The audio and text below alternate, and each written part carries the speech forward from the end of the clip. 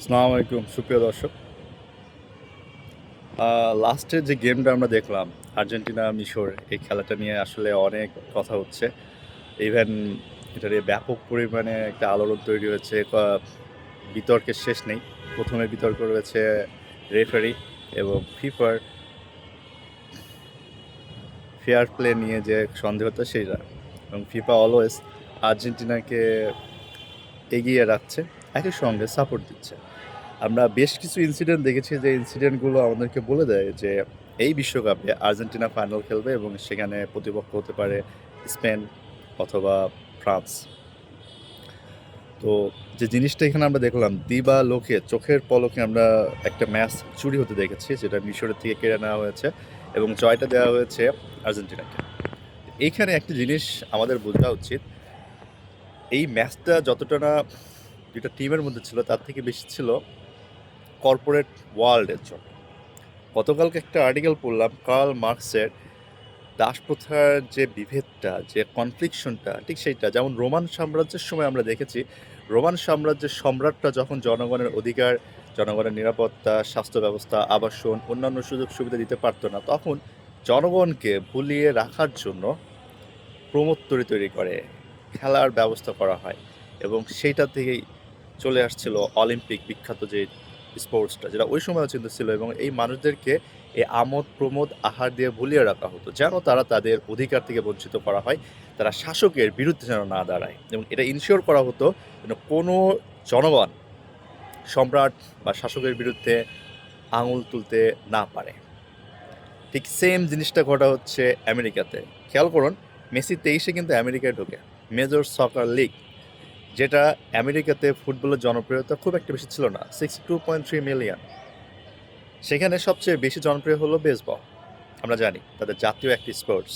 কিন্তু এই Messi join করার পরপরই ফুটবলের জনপ্রিয়তা বেড়ে গেল 126 থেকে 32 মিলিয়ন, 36 মিলিয়ন, সরি আমার ডেটাটা কারেকশন হবে। এই পরিমাণ জনগণ যখন একটি স্পোর্টসের প্রতি আগ্রহ দেখায়, এবং সেই স্পোর্টসে পাবলিক, মানে আমেরিকার পাবলিক, যাদের আবাসিক সংস্থা নিয়ে প্রবলেম হচ্ছে, তাদের শিক্ষা চিকিৎসা ব্যবস্থা নিয়ে সমস্যা হচ্ছে, ইভেন তাদের সিকিউরিটি নিয়ে প্রবলেম হচ্ছে, আমরা প্রতিনিয়ত দেখি যে আমেরিকার স্টুডেন্টরা স্কুল কলেজে বন্দুক নিয়ে গুলি করে, যে কোনো সময় মারা যাচ্ছে। সো এই যে এতগুলো প্রবলেম হচ্ছে, যেটা প্রবলেমটা ট্যাকেল দেওয়া কর্পোরেট ওয়ার্ল্ড বা ওখানকার প্রশাসন সম্ভব না। আমরা প্রায়ই দেখি যে ট্রাম্পের বিরুদ্ধে আন্দোলন হচ্ছে, কিন্তু মেসি ওইখানে এখানে খুব সুন্দর একটা রোল প্লে করছে, যেটা কার্ল মার্কস তার দাস ক্যাপিটাল থিওরিতে অনেক কিছু বলে গিয়েছিলেন।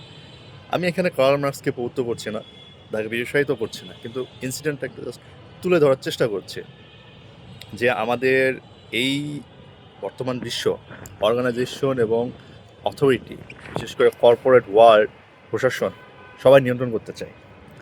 দেখেন, আমেরিকার মতো একটা প্রভাবশালী দেশে জনগণের যেখানে কোনো অধিকার পাওয়া যাচ্ছে না, সেখানে তারা হাজার হাজার ডলার ইউজ করছে মেসিকে দেখার জন্য, এবং এই গরিব মানুষগুলো ওদের দেশে, এই সংখ্যক মানুষগুলো যেন তাদের পেইন, ব্যথা, বেদনাগুলো ভুলে থাকতে পারে, এই সস্তা বিনোদনের পিছনে সময় অর্থ ব্যয় করে, যেন তারা কখনোই ওই যে রোমান সম্রাটের মতো প্রশাসনের বিরুদ্ধে যেন না যায়। আমরা দেখেছি জনগণ যখন ঐক্যবদ্ধ হয়, প্রশাসনের ব্যবস্থা খুব ক্ষতিগ্রস্ত হয়, এবং এই প্রশাসন ব্যবস্থা কখনো দাঁড়াতে পারে না। ঠিক আজকে যেমন বাংলাদেশের সবচেয়ে করাপ্টেড এরিয়া হলো সচিবালয়। আপনি যদি সচিবালয়ে বাংলাদেশের জনগণকে, বিশেষ করে 10 লাখ জনগণ যদি ঢাকায় এন্ট্রি নেয় এবং সচিবালয় ঘেরাও দেয়, সচিবালয় কিন্তু নড়ে যাবে, যা শেক হবে। এই শেকটা হলেই কিন্তু ওখানে অনেক কিছু চেঞ্জ হতে বাধ্য। ঠিক সেম জিনিস কিন্তু ঘটছে কর্পোরেট বিশ্বে, যেটা আমেরিকা করে আসছে, এবং আমেরিকার যারা ওখানে এই জিনিসগুলো করে আসে, তারা ঠিক এইভাবে জনগণকে নিয়ন্ত্রণ করে, ম্যান্ডেট করে, ম্যানিপুলেশন করে। মেসি এখানে জাস্ট তার সেই উপঢৌকন বা পুতুল, তাকে সংক্ষেপে বলা হয়েছে পিসপিগ বা কর্পোরেট ডলস। ওয়ার্ডটা পড়ে এই পরিমাণ মানে কনফিউজ লাগলো, পরে দেখলাম এই ওয়ার্ডটা দিয়ে আসলে এই স্টার জাতীয় তারকাদেরকে বুলি করা হয়, এবং তাদের উচিত এই জাতীয় কাজগুলো থেকে দূরে থাকা, জনগণের জন্য কাজ করা, জনগণের বিপক্ষে না। CR7 ধরেন একসময় কিন্তু এই কর্পোরেটের একটা ডল ছিলেন, কিন্তু তিনি যখন এটা বুঝতে পারলেন, মিডিয়ার করাপশন ধরতে পারলেন, মিডিয়ার সত্যতা যখন জনগণের সামনে তুলে ধরতে লাগলেন, তখনই কিন্তু CR7 বিরুদ্ধ হয়ে গেল। এমন যে সকল প্লেয়ার তাদের পক্ষে থাকবে না, তাদেরকে তারা কভারেজ দেন এবং তাদের ক্যারিয়ার ধ্বংস করে দিতে বদ্ধপরিকর।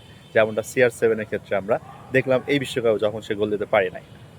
বাট মেসির ক্ষেত্রে দেখেন, ফিফা রেফারি প্রত্যেক জায়গায় তাকে কিন্তু সুবিধা দেওয়া হচ্ছে। মেসি সুপার ডুপার একটা প্লেয়ার, নো ডাউট।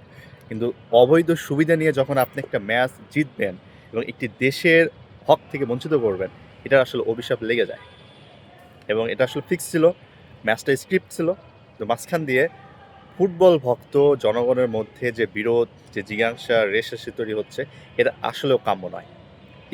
স্পোর্টসের মতো দেখুন, এবং এই স্পোর্টসটা যারা নিয়ন্ত্রণ করছে তাদের বিরুদ্ধে আপনারা কথা বলুন, তাদের বিরুদ্ধে সোচ্চার হন, তাদের প্রোডাক্ট বয়কট করুন। স্পেশালি আর্জেন্টিনা বলেন, ব্রাজিল বলেন, জার্মানি বলেন, যারা আপনার ধর্মের দিক থেকেও না, আপনাকে দেশগত দিক থেকেও কোনো প্রকার কোঅপারেশন করে না, সেটা আপনি নিশ্চিত করুন। কারণ দিন শেষে কিন্তু তারা সবাই ওই ক্যাপিটালিজম, রক্ত শোষকদেরই হয়ে কাজ করে, কিন্তু আপনার পকেট কাটাই তাদের মেইন উদ্দেশ্য। সবাই ভালো থাকবেন। স্পোর্টস নিয়ে এত মাতামাতি কিছু নাই। চেষ্টা করুন ফুটবলকে বয়কট করা, এবং এর সঙ্গে যে সকল দেশ খেলোয়াড় রয়েছে যারা এই কর্পোরেট ওয়ার্ল্ড শোষকের পক্ষে কাজ করে, তাদেরকে বয়কট করা, এবং অবশ্যই মেসিকে বয়কট করবেন, বিকজ সে কিন্তু ইসরায়েলকে ডোনেট করেছে $1.5 মিলিয়ন। এটা সবচেয়ে আশ্চর্যজনক বিষয়, আর্জেন্টিনার প্রধানমন্ত্রী ইসরায়েলে গিয়ে বলেছেন তোমরা আমাকে সাহায্য করো 4th টাইম ওয়ার্ল্ড কাপ নেওয়ার জন্য, এবং ইসরায়েলের একজন মন্ত্রী তিনি বলেছেন যে আমরা এই মাসে আর্জেন্টিনাকে 4th ওয়ার্ল্ড কাপ এনে দেব। এই যে স্ক্রিপ্টের যে ওয়ার্ল্ড কাপটা হচ্ছে, এটা আসলে ওয়ার্ল্ড কাপ না, এটা খেলার সৌন্দর্য নষ্ট করছে। ফুটবল আগের মতো নেই, যেমন ক্রিকেট নেই। সবাই ভালো থাকবেন। আসসালামু আলাইকুম।